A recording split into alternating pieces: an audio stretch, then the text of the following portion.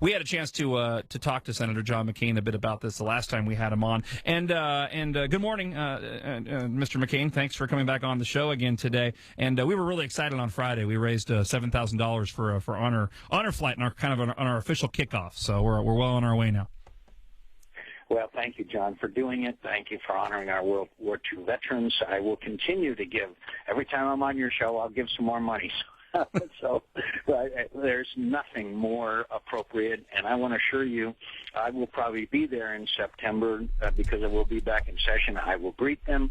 We will make sure that they are able to get a tour of the Capitol, visit their money, and do everything we can to make their visit a memorable one. But thank you again for what you and everybody else is doing to honor our World War II veterans.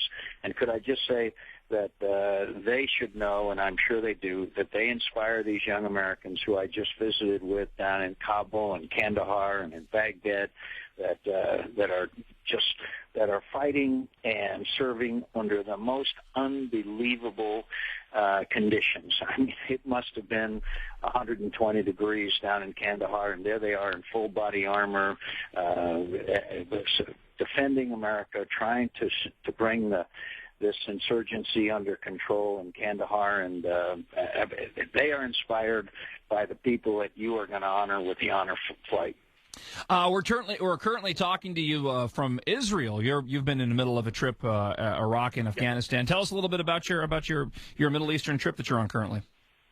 Well, we went to Baghdad. In fact, by coincidence, we were just leaving when the vice president showed up also, and then we went from there to Kabul and Kandahar. Life is full of coincidences. General Petraeus, who was being sworn in when we arrived, we had meetings with him. We attended and participated in a re-enlistment ceremony and a awards ceremony for some of the troops there in Kabul, and it was again, it's deeply moving.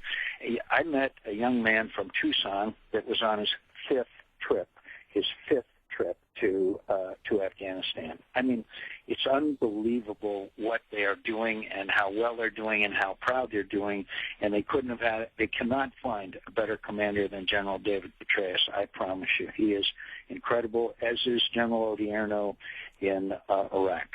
We've obviously been talking a lot about Afghanistan. It's been first and foremost when it comes to the news coverage. But give us an update on what's going on in Iraq. We haven't heard much about the effort going on there. How are the conditions currently?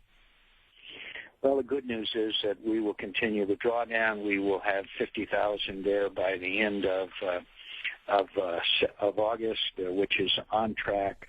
We have succeeded. There will still be attacks. Don't get me wrong. Al-Qaeda is still operating, but generally, overall, the success is unbelievable. We went downtown Baghdad to a bakery and to a store, and without body armor, life is nearly normal, certainly vastly different from what it used to be. That's the good news. The bad news is that they're still gridlocked. They had a very close election, and they still haven't come together. I would remind you that in 2000, we had a badly contested election, and it took us a while to sort it out. But hopefully they will. And by the way, you look across the Middle East, and except for Israel, you won't find other contested elections. So it is a sign that democracy is functioning. In Afghanistan, I have to tell you that we are just beginning to try to gain control of Kandahar. That whoever controls Kandahar controls the conflict. It's very tough. We're just in the beginning setting up checkpoints around the city so that we can control the flow in and out of the city. It's a big city of 800,000 people. It's going to be very difficult. But I am confident that the strategy can succeed. But again, I worry enormously, John, about this date for withdrawal of the middle of next year. You set a date for withdrawal after you succeed. And I can tell you it's penetrated all the way down to a police chief's level that we met at a checkpoint outside of Kandahar that said, yeah, the Taliban are telling us the Americans are leaving. So you can't tell the enemy that you're leaving and set a certain date until after you've won. You see my point? And yeah. That really bothers me. I'd like to mention one other thing too that I know has been the subject on your show and other shows, and that's this rules of engagement. Sometimes they've been too restrictive and have put needlessly the lives of our troops in danger. General Petraeus is tweaking that so that policy so that it doesn't happen. Obviously, we want to minimize any civilian casualties. After all, this is a conflict to win the hearts and minds. But at the same time, he's going to tweak this policy so that our troops are never put in needless danger. You see my point? Mm-hmm. What you're visiting Israel at the moment. I know Benjamin Netanyahu will be meeting with President Obama today. What's your itinerary for your trip to Israel? Just getting an update on the situation and what have you learned so far?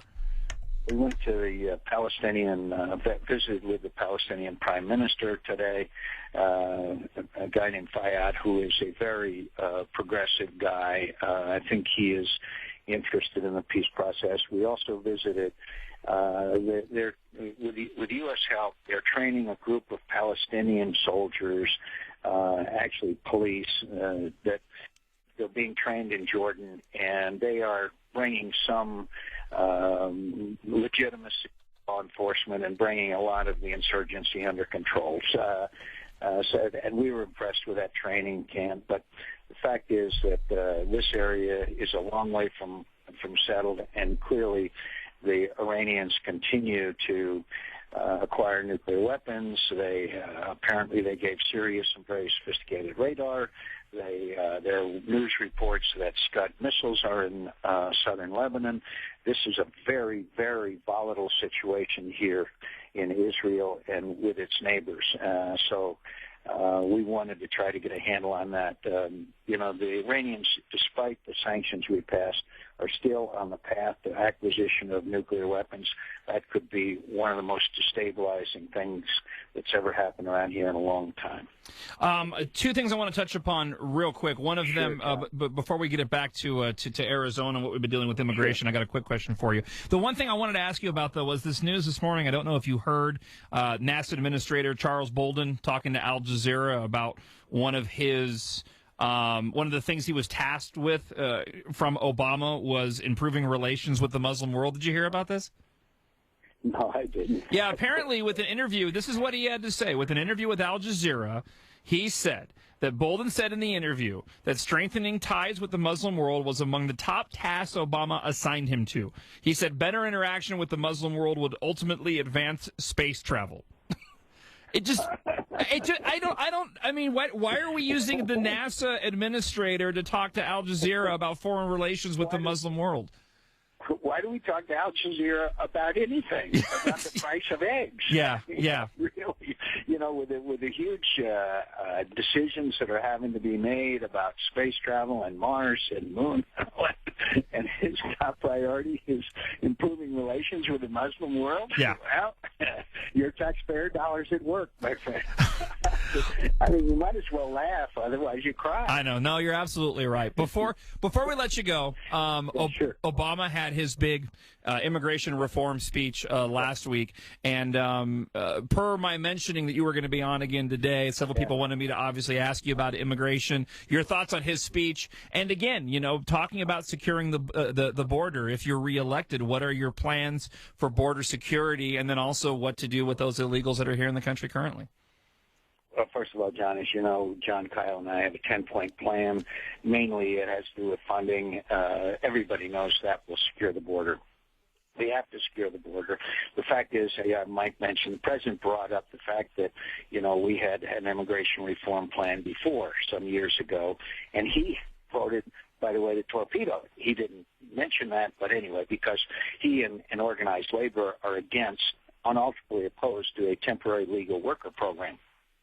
That has to be part of any immigration reform. Look, what's happened in the last 3 years? What's happened since we proposed immigration reform? What has happened in which they have been oblivious to is the dramatic increase in violence in Mexico, which has spilled over to our side.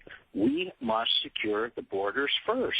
The latest I saw about little children being transporting marijuana across the border, 21 people murdered 12 miles south of Nogales. That's why John Kyle are inviting the president to come to the border and see for himself. Why in the world does any state in a situation evolve that the federal government puts up signs warning our citizens in the United States of America that human smuggling and drug cartels are active there, and they have to watch out? That's not the security that we owe our citizens. If we get the border secure, obviously a temporary legal worker program has to be part of it. Ask anybody down in Yuma amongst our growers down there. And obviously then we have to address the issue of the people who are here illegally. No amnesty. Many of them need to be sent back. 17% of those who crossed the border last year, according to Larry Deaver, Sheriff Larry Deaver and Paul Babdeau, had committed, 17% of them have committed serious crimes in the United States of America. It cannot continue. We have to secure the borders first. And part of any reform has got to be a legal temporary worker program that is truly temporary. And anybody who doesn't observe it as temporary and applies for a job someplace else, employers who employ people who are here illegally are prosecuted to the fullest extent of the law. I'm proud of our governor. I'm proud of the people of Arizona who are standing up, and we must get the border secured first. And we can do it with John Kyle's and my 10-point plan. That means surveillance, that means personnel, and it means fences. I'm here in Israel. They have secured their borders. We can do it, too. Senator John McCain, thank you for taking time out this morning. We are out of time on our end, but we'll talk to you again real soon, and be safe in your travels, sir. Thanks for having me on. And again, I want to thank all of our listeners for honoring the World War II veterans. And I hate to mention it, but they're not going to be with us forever. No. And God bless you for bringing them, giving them a chance to see their wonderful memorial that's there, that's dedicated to them. Thank you, sir. Thanks, John.